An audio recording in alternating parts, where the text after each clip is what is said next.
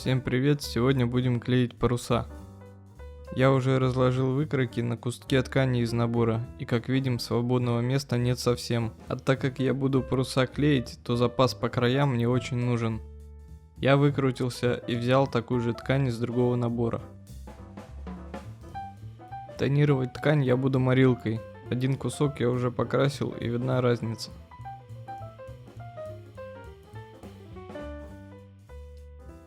Я буду использовать морилку Liberon Светлый Бук. В ее составе есть акриловая смола. Она немного склеит ткань, и ее не надо будет вымачивать в ПВА. Ткань необходимо сначала хорошо прогладить. Если этого не сделать, на изломах ткани морилка будет впитываться лучше, и все складки проявятся более темным цветом.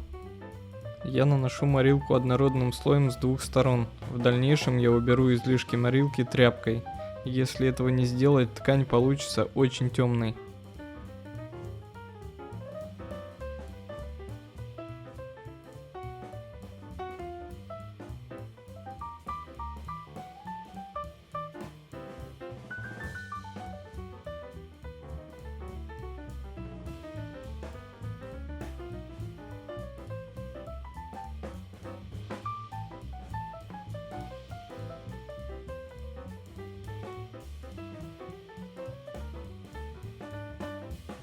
Делаю подложку из толстой бумаги, она дополнительно впитает излишек морилки.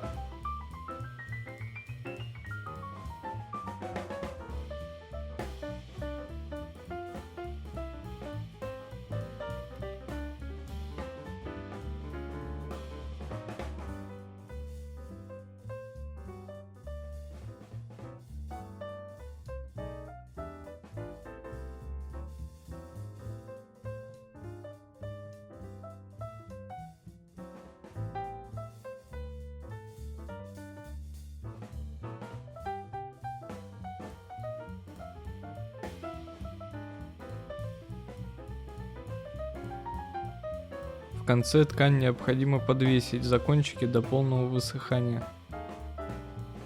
Пока все сохнет, можно подготовить клей. Я использую клей на основе алифатических смол и развожу водой в пропорции 1 к 1. Можно также взять ПВА, разницы между этими клеями я не обнаружил.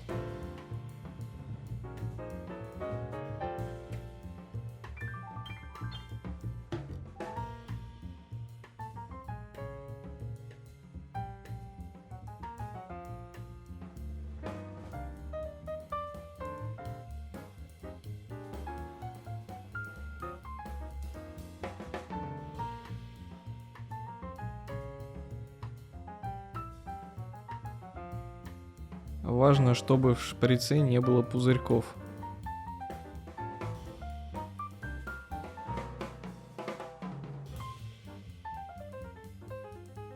Я специально взял маленький шприц, им удобнее равномерно наносить клей.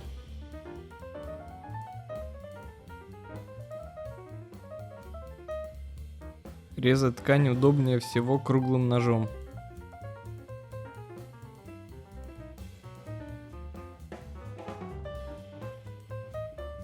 По выкройке отмеряем ширину полотнищ, отмеряем на ткани и отрезаем.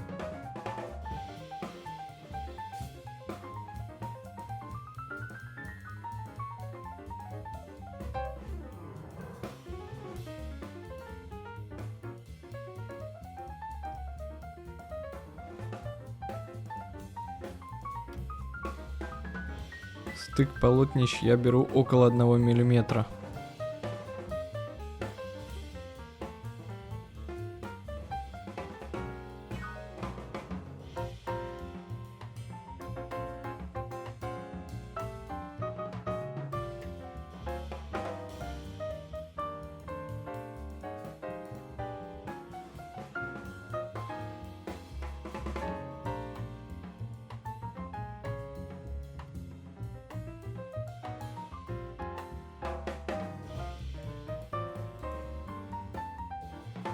Край холста, прилегающий к линейке, я прижимаю. Он должен хорошо пропитаться клеем.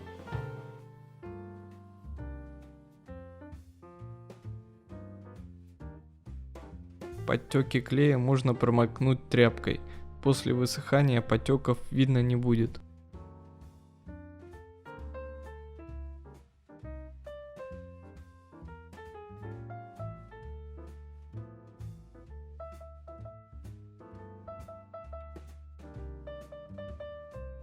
От края получившегося шва отмеряю ширину полотнища и отрезаю.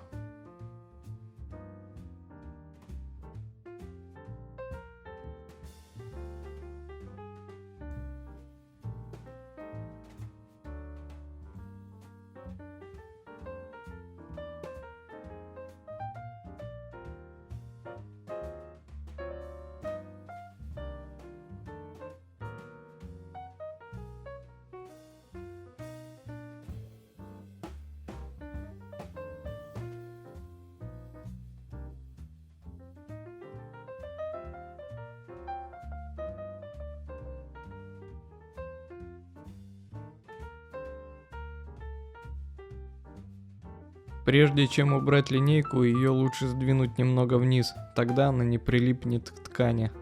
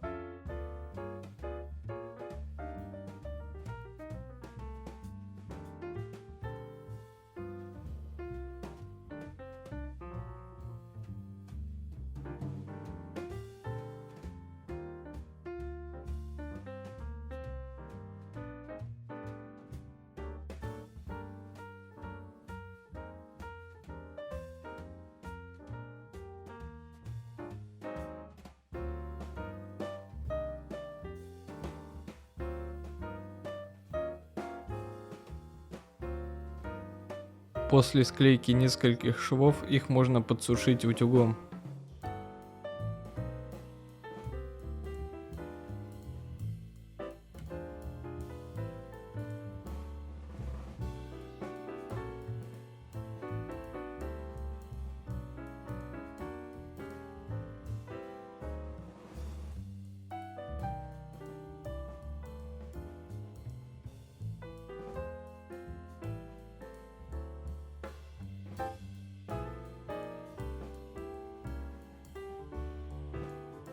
Если все сделано правильно, полотно получается достаточно крепкое.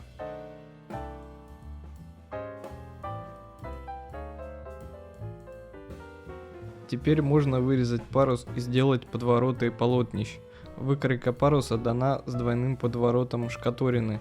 Я сделаю с одним подворотом, для этого необходимо немного подрезать выкройку.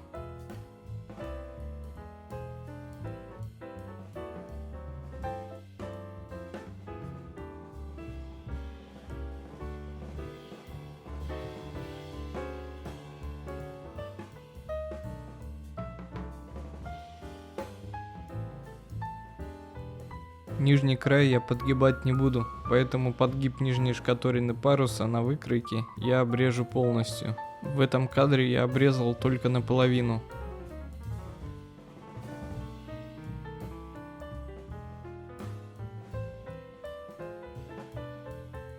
Совмещаем парус относительно стыков полотнищ и обрезаем.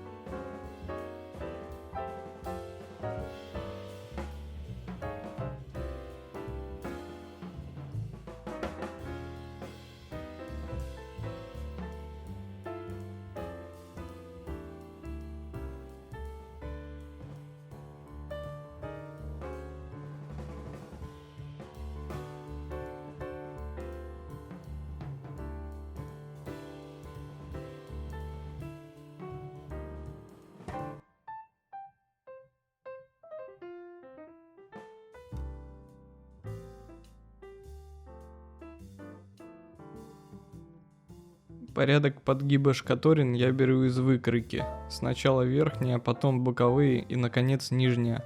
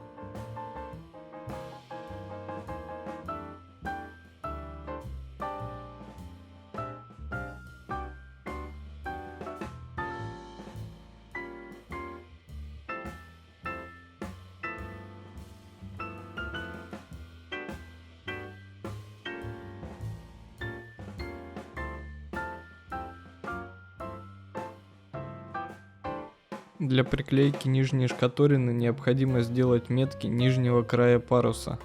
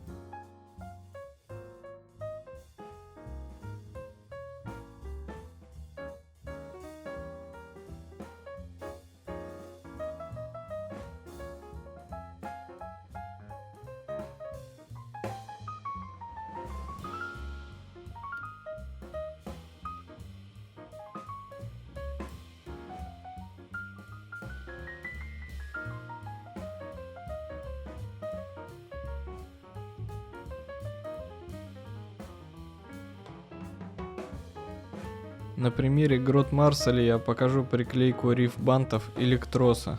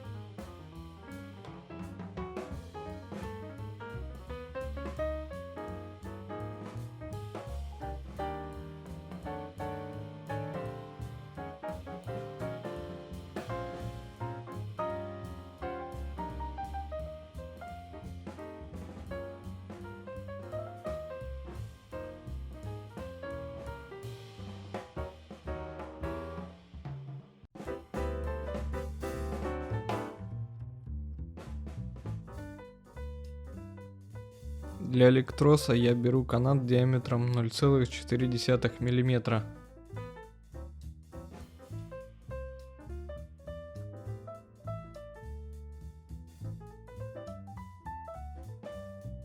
Как выяснилось, циакрин оставляет на парусах темные пятна, поэтому используем только ПВА.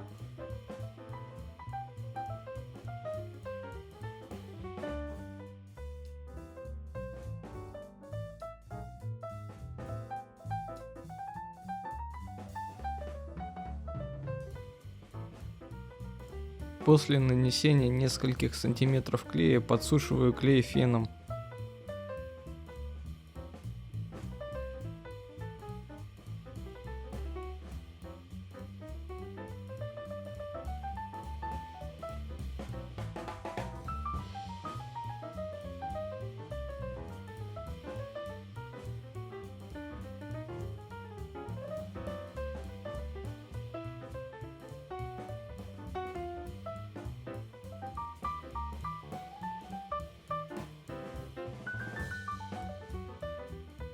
Лик-трос проклеивается с обоих сторон паруса.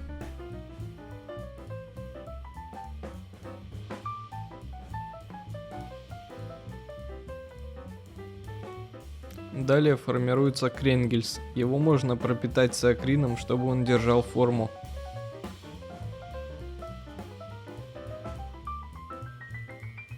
Внутрь кренгельса вставляется вставка из пропитанного циакрином троса.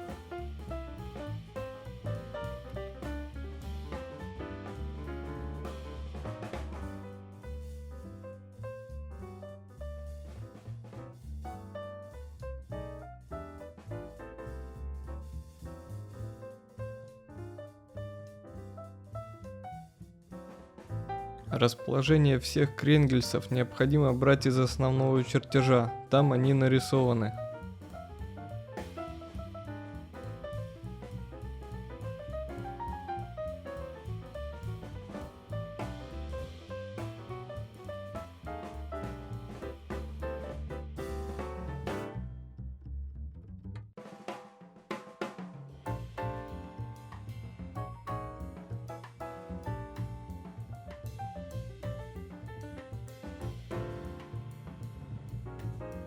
Кренгельс Шкота обвязываю питоновым узлом. Это позволяет уменьшить петлю, не ослабляя затяжку узла.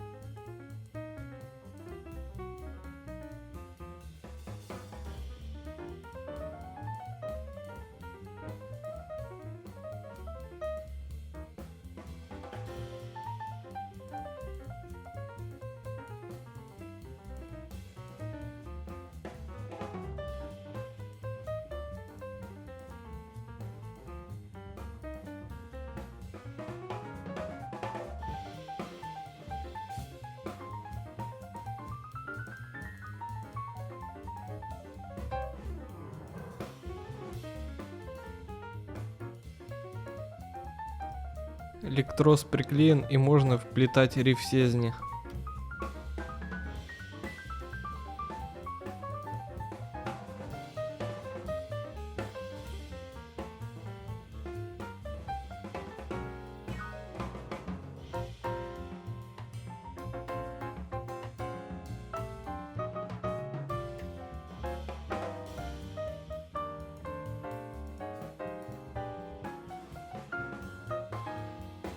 Рифсезни крепится простым узлом с обоих сторон паруса.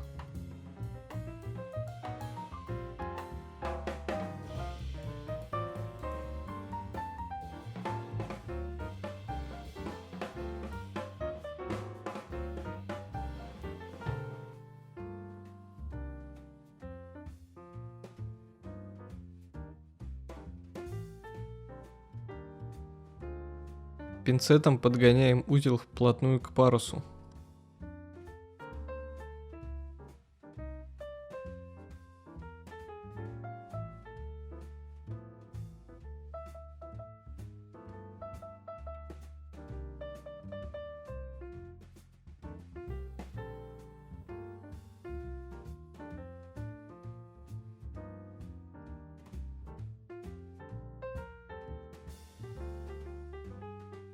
Далее необходимо проклеить все узлы, чтобы рифтезни не торчали в разные стороны.